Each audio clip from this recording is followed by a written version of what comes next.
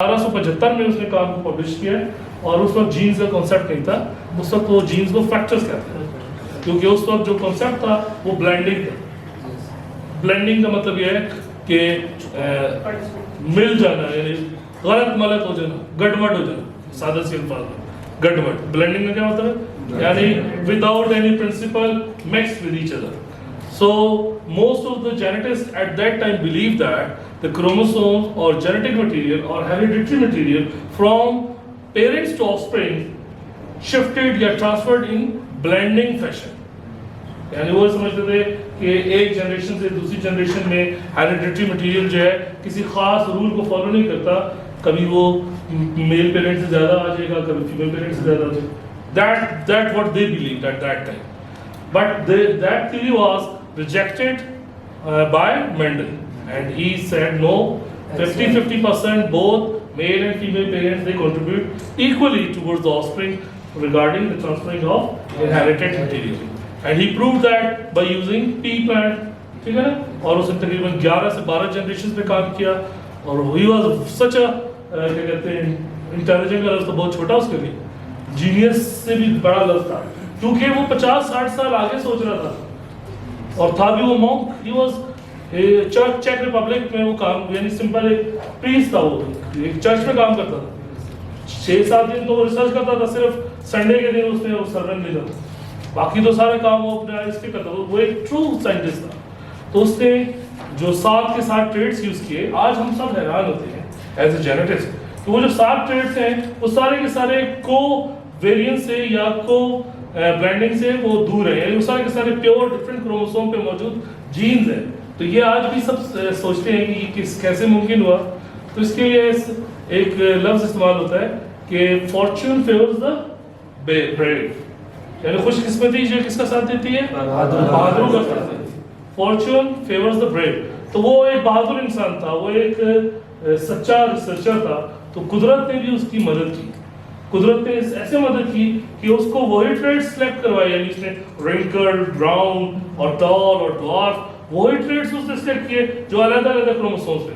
अगर वो एक ही क्रोमोसोम पर होते तो कोवेरिएंस की वजह से हो सकता है उसका रिजल्ट गलत आता, वो ना प्रपोज कर सकता जो आज। यानी इसीलिए कहते हैं कि जेनेटिक्स जो है वो 2 क्लियर एरा में डिफाइंड है, एक प्री मेंडल एरा है और एक पोस्ट मेंडल एरा। अगर मेंडल के 1875 के काम को उसी टाइम एक्सेप्ट कर लिया जाता तो आज जब हम खड़े जिस जगह, जिस रिसर्च पे, जेनेटिक्स पे, जिस पे आज एनजीएस की बात कर रहे हैं, जीन एडिटिंग की बात कर रहे हैं, क्रिस्पर की बात कर रहे हैं, तो हम इससे 50 साल और आगे हो सकता है यहाँ पर मैं ना खड़ा होता, यानी मैं घर में बैठा होता तो मेरा कोई कजन या मेरा अंशक यहाँ पे आपको लेक्चर देना और आप भी ना होता, हो सकता कोई और यहाँ पे बैठा। एक एग्जांपल दे रहा हूं, होलोग्राम आप लोग मुझे सुनो, ह्यूमन क्लोनिंग या जेनेटिक्स जो पॉसिबल है आने वाले 40-50 साल में हो सकता है कि अजीब-अजीब किस्म के जो मौजूदात होना शुरू हो जाए। तो वो मेंडल के उस काम को, मेरे कहने का ये सारी बात मैंने इससे छिड़ी थी कि जब रिसर्चर्स जो हैं वो ओवरवेलमिंगली पूरे ग्लोब पर एक ही जैसा रिजल्ट प्रोड्यूस करें तब वो प्रिंसिपल्स बनते, तब वो लॉज बनते। तो इसको भी जैसे भी मैंने एग्जांपल दी कि ब्लड प्रेशर के भी इस काम को एक रिसर्चर जो है वो किस तरह रिपोर्ट करेगा, तो वो क्या करेगा कि वो पहले उनको ग्रुप्स में डिवाइड करेगा। तो ये 4 ग्रुप्स बनेंगे, 3 ग्रुप्स जो है वो हो गए जिन्होंने ट्रीटमेंट रिसीव की और एक ग्रुप हो गया जो कंट्रोल। फिर उसके बाद क्या करेगा, वो उनको डोजेस देना शुरू कर देगा। उसके बाद वो उनका क्या कहते हैं, इसको हम कहते हैं क्रॉस सेक्शनल स्टडी। ये कौन सी स्टडी है, cross sectional study. Cross sectional study वो होती है जो एक लिमिटेड टाइम फ्रेम के अंदर खत्म हो जाए, यानी इन शॉर्ट कोहॉर्ट, जैसे शॉर्ट कोहॉर्ट भी कहते हैं। शॉर्ट कोहॉर्ट है यानी ज्यादा से ज्यादा 1 महीने या 2 महीने हम उनको ट्रीटमेंट देंगे, हर हफ्ते उनका डाटा निकालेंगे, मीन निकालेंगे, फिर उसके बाद उनके मीन्स को कंपेयर करेंगे। ऐसे ही है। फिर एक और स्टडी होती है जिसे कहते हैं time series cohort studies, long studies जो कि कई सालों तक मौजूद होती है। Yes, longitudinal study, exactly. तो वो जैसे इन्फ्लुएंजा में काम है, अब इन्फ्लुएंजा 1920 से 21 से चल रहा है, अभी आप देख लो 1 सदी हो गई तो वो कोहॉर्ट स्टडी है। तो अब यहाँ पर क्या होगा, यहाँ पर सबसे अहम क्या चीज है कि हमारे पास कितने मीन्स आएंगे इस सूरत में, 3 यहाँ पर हमारे पास 3-4 आएंगे ना, एक कंट्रोल का भी आएगा, यानी हमारे पास यहाँ पर एक मीन ये होगा, एक मीन ये होगा, एक मीन ये होगा और ये चौथा जो है वो कंट्रोल का जी। तो अब अगला जो काम है वो क्या है, डाटा जनरेशन। तो डाटा जनरेट कैसे करेंगे? डाटा जनरेट करने के लिए आप जो है वो इसका जो ब्लड प्रेशर है उसको मिलीमीटर पर हाइलोग्राम में रिकॉर्ड करेंगे और उसकी क्रॉस सेक्शनल स्टडी करेंगे। डाटा को एंड में म्यू की सूरत में आप शो करेंगे। फिर इन म्यू को आप कंपेयर करेंगे। ये है आपका null hypothesis. mu1 is equal to mu2 is equal to mu3 is equal to mu4, that become null hypothesis। इसका क्या मतलब हुआ? इसका यह मतलब हुआ कि the treatments of different doses could not control hypertension significantly। यानी अगर ये सारे म्यू बराबर हो जाए, इसका क्या मतलब होगा? इसका मतलब ये होगा कि ये जो 3 मुख्तलिफ डोजेज हैं इन्होंने हाइपरटेंशन को कंट्रोल इफेक्टिवली नहीं किया, है ना? ऐसे ही है इसका मतलब। और अगर ये रिजेक्ट हो जाए और इसका नल हाइपोथेसिस, यानी इसमें हम लिखेंगे at least one mean is significantly different. ATUMSD का मतलब है at least one mean is significantly different. और अगर ये करेक्ट साबित हो जाए, दैट मींस दैट कि इनमें से कोई एक ऐसा ट्रीटमेंट है जिसने ब्लड प्रेशर को सिग्निफिकेंटली कंट्रोल किया है। राइट? सही है? ये बात समझ आ गई? तो ये नल हाइपोथेसिस और अल्टरनेटिव हाइपोथेसिस आप इस तरह सेट करेंगे इस स्टडी में। फिर उसके बाद डाटा जनरेट करेंगे और उसको किस तरह हम कंपेयर कैसे करेंगे? How could we gauge that null hypothesis is correct और नॉट? इसको कैसे गेज करेंगे? इसको गेज करने के लिए हमें स्टैटिस्टिकल टूल्स चाहिए। स्टैटिस्टिकल टूल्स में सबसे इंपॉर्टेंट जो है इस सूरत में, चूंकि ये क्वांटिटेटिव डेटा है तो हम एनोवा लगाएंगे। क्या लगाएंगे? एनालिसिस ऑफ वेरिएंस लगाएंगे। Why? Because it is a quantitative data and that data is between one factor and with different treatments। Factor क्या था? Blood pressure. यानी फैक्टर क्या है? एक फैक्टर है ब्लड प्रेशर और ये डिफरेंट ट्रीटमेंट्स हैं। तो इसमें हम लगाएंगे वन वे एनोवा। और जब हमारे पास 2 फैक्टर हो जाए, फॉर एग्जांपल ब्लड प्रेशर भी कंट्रोल करना चाह रहे हैं और एक और कोई और, फॉर एग्जांपल यहाँ पर है लाइक डायबिटीज आ जी, एक और फैक्टर है डायबिटीज, इसको भी कंट्रोल करना चाह रहे हैं by the use of these treatments. तो इस सूरत में जो हम एनोवा लगाएंगे वो कहलाएगा टू वे एनोवा। और फॉर एग्जांपल और फैक्टर्स आ जाए 2 से ज्यादा, यानी तीसरा फैक्टर आ जाए एज है और BMI है, 2-3 और फैक्टर्स आ जाए। तो इस सूरत में कौन सा एनोवा लगाएंगे? मनोवा, मल्टीवेरिएट एनालिसिस ऑफ वेरिएंस। ठीक है? तो ये दोनों जो है या तीनों जो हम अप्लाई कर सकते हैं बाय क्या नाम है, बाय गेजिंग या by determining whether null hypothesis is correct और इनकरेक्ट। तो इसके फिर अपने स्टेप्स है कि एनोवा कैसे लगाएंगे वो भी बताऊं उनको? नहीं सर। अच्छा, सही, बहुत ज्यादा हो जाएगा ना? ठीक है। तो हम जो है सॉफ्टवेयर भी यूज कर सकते हैं या मैन्युअली भी इसको गेज कर सकते हैं। उसके बाद हम इसके बारे में जब फैसला कर लेंगे तो हमारी जो रिपोर्ट होगी, फाइनल जो रिपोर्ट होगी या समरी जो रिजल्ट जहाँ पे आप लिख रहे होगे, तो वहाँ पे आप ये लिखेंगे कि फॉर एग्जांपल आप लिखेंगे कि by applying ANOVA we came to know that null hypothesis is True or false? incorrect and alternative was correct. One of the treatment was effectively controlling the blood pressure or diabetes or BMI।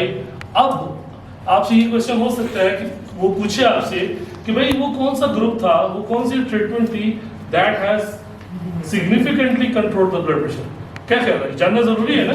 अगर ये research कोई form of industry करवा रही है तो उसको ये पता होना चाहिए ना कि यार मैं कौन सी मेडिसिन बनाऊं, 150 मिलीग्राम वाली बनाऊं या 200 वाली, कि ताकि मैं अपने बता सकूं कि ब्लड प्रेशर का पेशेंट ये वाली टैबलेट है ना। तो इसको जानने के लिए फिर हम कौन सा टूल यूज करेंगे? उससे हम कहते हैं पोस्ट हॉक एनालिसिस। कौन से?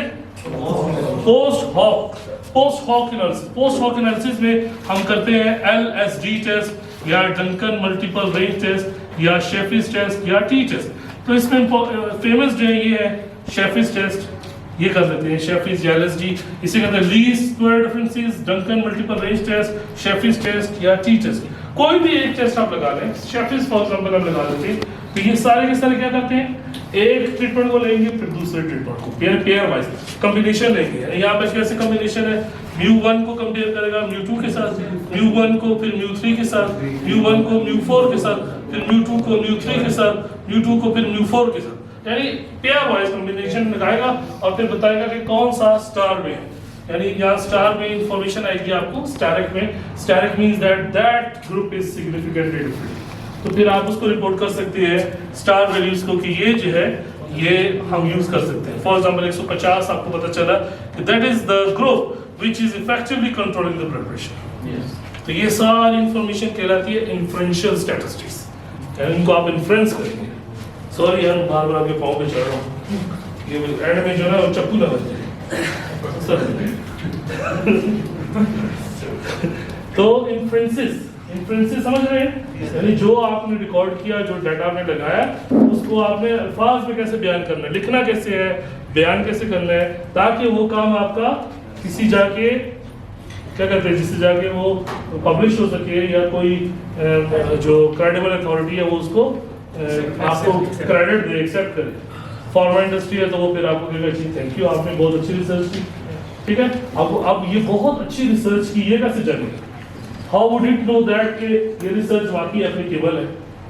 ये भी तो जरूरी है ना। अब उठा के मैं फॉर एग्जांपल किसी एक छोटी सी लैब में एक एक्सपेरिमेंट करूं है और उसको रिजल्ट निकालूं, और फार्मा इंडस्ट्री को कोई यार ये कल से आपने 150 mg की डोज बनानी है, ये आपको हाइपरटेंशन के मरीजों को दे दे, तो क्या कहना, वो रिलायबल होगी? वो कहेगा यार इसकी पावर क्या है, what is the power of that research? Sir इसका एक क्राइटेरिया से अगर आपने कोई ऐसी रिसर्च की वो पब्लिश होगी, फिर उसकी हम नंबर ऑफ साइटेशन देखते हैं, कितनी आर्टिकल्स ने इसको ये देखिए ये साइंटिफिक अप्रोच है ना, यानी जो आप बता रहे हैं बिल्कुल ये बेस्ट अप्रोच है।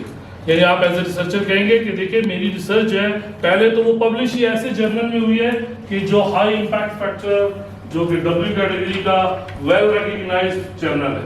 लेट्स सपोज आपकी रिसर्च जो है नेचर में पब्लिश होगी, नेचर का इंपैक्ट फैक्टर ग्रेटर देन 30 है मेडिसिन का, यानी इंपैक्ट फैक्टर का मतलब ये होता है कि कितने ज्यादा लोग जो है उसको पढ़ रहे हैं, यानी how many readers are reading and citing that research in their research, यानी किस तरह उसको साइट कर रहे हैं। इसको बहुत तरीके से वो करते हैं, इंटरप्रेट करते हैं, मगर सादा सी अल्फाज ये है कि आपकी रिसर्च को कितने लोग पढ़ भी रहे हैं और उसको फिर इस काबिल भी समझते हैं कि वो उसको साइट में करें, और उसकी डिस्ट्रीब्यूशन भी बहुत ज्यादा हो। जी सर इंपैक्ट फैक्टर जर्नल का बनने में वो अलग टाइम लगता है, मगर एक आपके साइंटिस्ट की अपनी पर्सनल प्रोफाइल होती है, वो गूगल स्कॉलर कैलकुलेट कर होता है।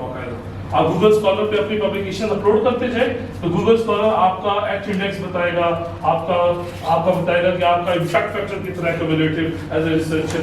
तो वो जैसे ये भाई बता रहे कि वो आप बता सकते हैं कि भाई ये मेरी प्रोफाइल है, तो जाहिर से ये मुराद है कि मैं इतना अच्छा रिसर्चर हूँ, मगर फिर भी मैं इस बात को हटाता हूँ। यानी मेरे कहने का मतलब है what is the power of the research आपकी। हाँ ये सैंपल वाली बात जो है कि उसकी जनरलाइजेशन किस तरह कितनी एप्लीकेबल है, तो एक ये देखा जाएगा कि उसका सैंपल साइज क्या है, उसकी जनरलाइजेशन कैसे।